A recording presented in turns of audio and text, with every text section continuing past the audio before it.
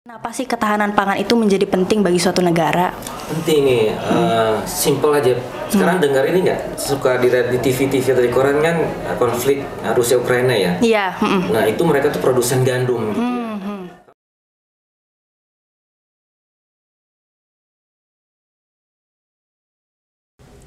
Assalamualaikum warahmatullahi wabarakatuh. Halo Sobat SMK dimanapun kalian semua berada. Waduh, udah lama banget ya kita nggak ketemu semenjak dari video terakhir kita. Demikian juga di episode kali ini Podcast Open the School sudah menghadirkan dua bintang tamu yang sangat spesial.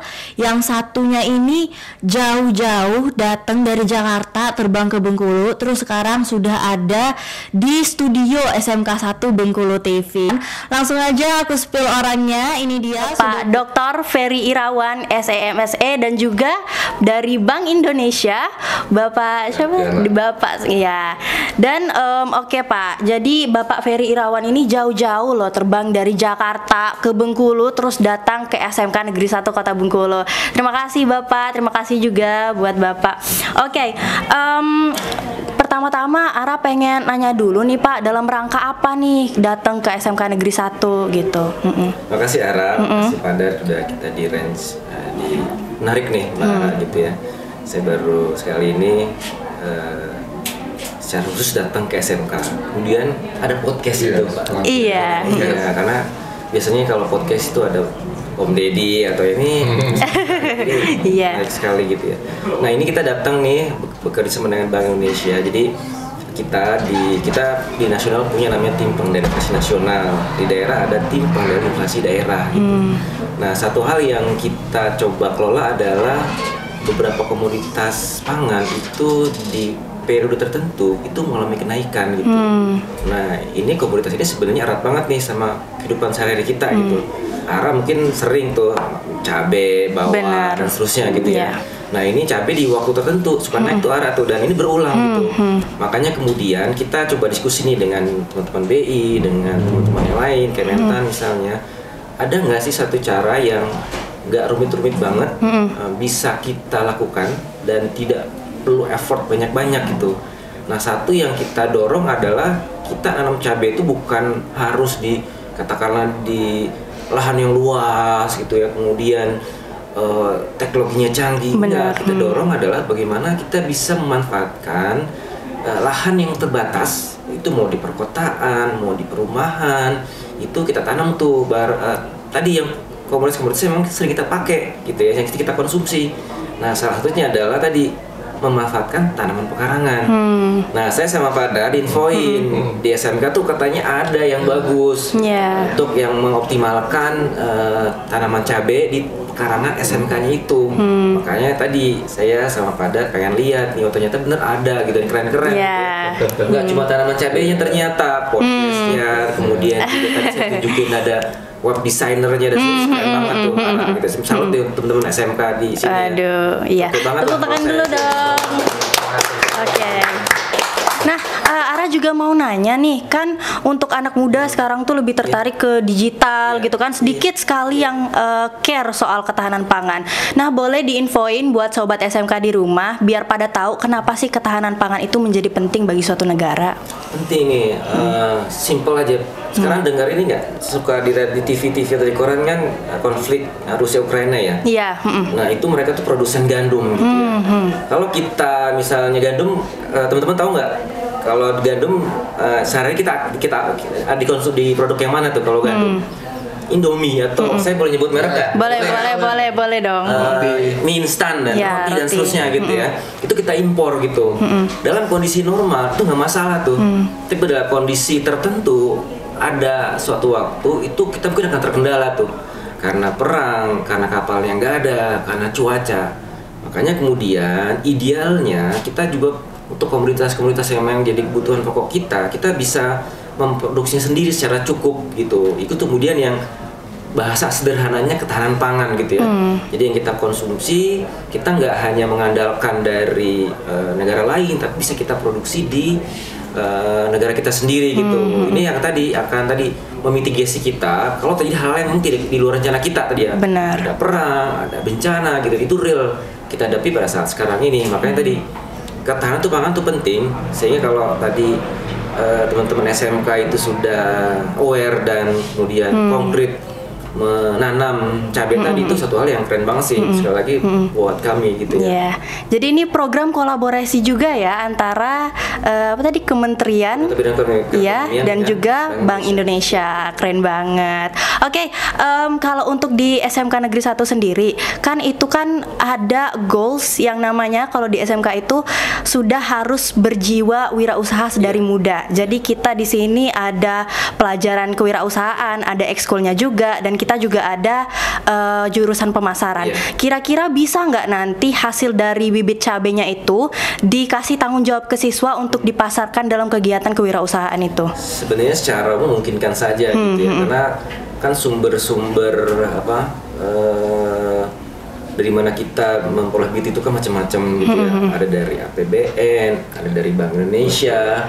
Di perusahaan pun itu ada namanya CSR gitu ya. CSR ini adalah bagian dari tanggung jawab sosial perusahaan, dan mereka biasanya itu menyalurkan ke program-program yang memang konkret, apakah di sekolah, apakah di masyarakat gitu. Saya pernah kok waktu ke Semarang, itu kemudian kita ada serah terima CSR gitu, itu diberikan langsung ke masyarakat gitu ya. Simpel, bibit tanaman yang memang kayak cabai yang ditanam pekarangan. Jadi kalau saya bilang dengan berbagai sumber yang ada, menurut saya itu sangat mungkin sekali ya masih diberikan ke teman-teman SMA. Tapi tentu gitu ya, teman-teman SMA pun juga, siswa-siswa SMA harus siap. Gitu, benar-benar. Jangan sampai pas dikasih kemudian nggak dirawat akhirnya mati, kan sayang gitu ya. Sayang udah bibitnya maupun tadi kalau di ekonomi ada yang namanya opportunity cost gitu. Opportunity karena kita cost. kasih ke teman-teman tapi kemudian nggak dirawat, akhirnya teman-teman yang lain ingin juga dan bisa merawat, itu kan nggak bisa jadinya. Itu mungkin jadi kalau secara insya Allah bisa gitu. Jadi harus merata ya, semua harus ada kesadaran soal ketahanan pangan ini dari usia dini. Oke, itu sobat SMK. Jadi sekarang udah mulai harus aware ya sama ketahanan pangan. Contohnya misal kalau di sekolah kalian itu dikasih bibit cabai, harus dirawat dengan baik, bener nggak Pak? Cuma badan yang harus dirawat, tanaman. Iya, tanaman juga harus dirawat karena mereka juga makhluk hidup kan. Oke.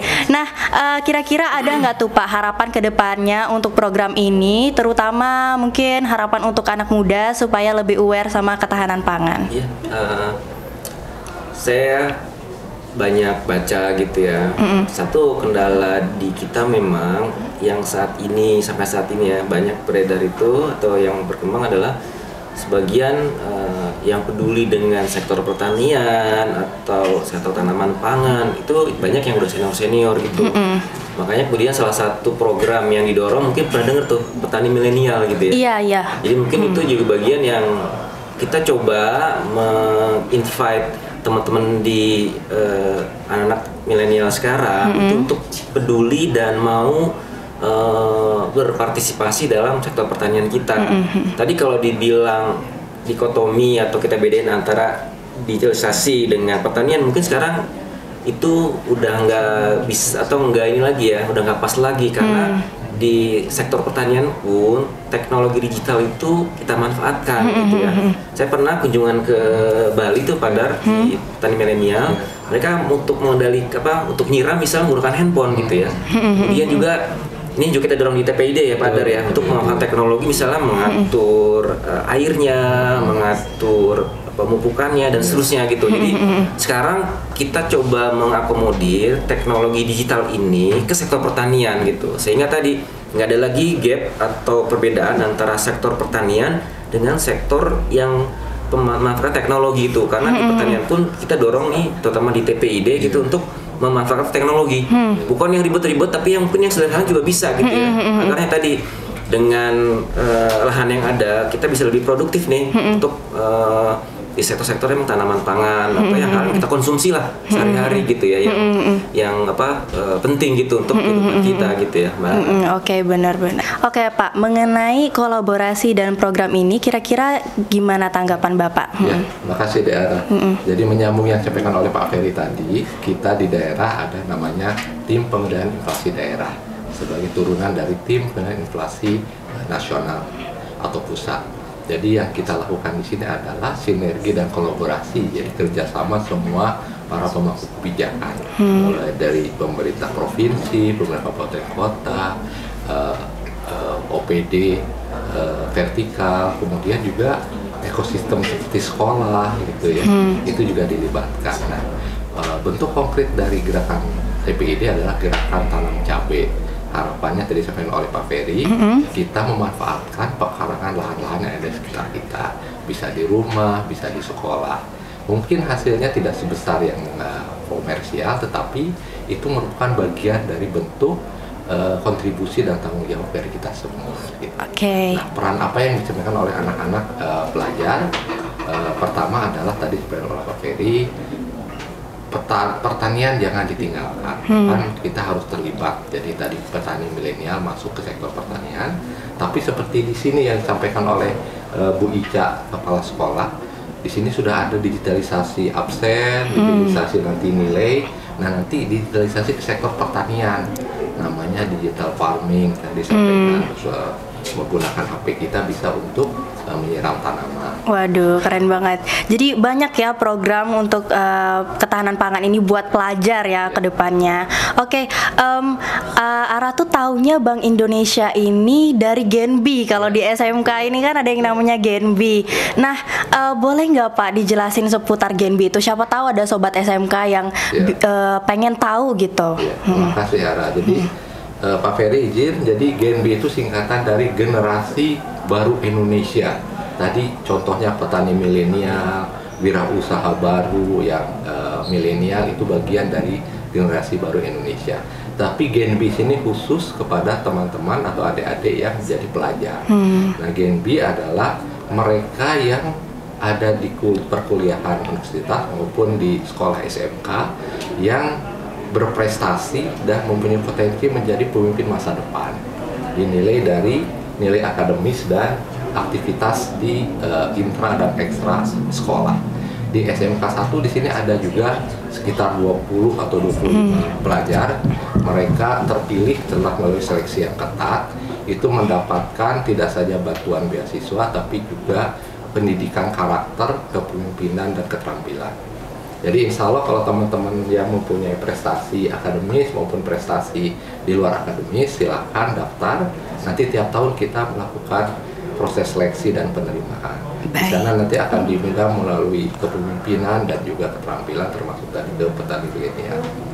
Oke, nah keren-keren banget kan informasinya Sobat SMK. Tadi udah bahas soal ketahanan pangan, terus udah bahas soal programnya apa aja, kemudian juga kita udah bahas soal Genbi. Nah, sebuah kehormatan sekali Ara bisa mewawancarai kedua orang ini ya teman-teman semua.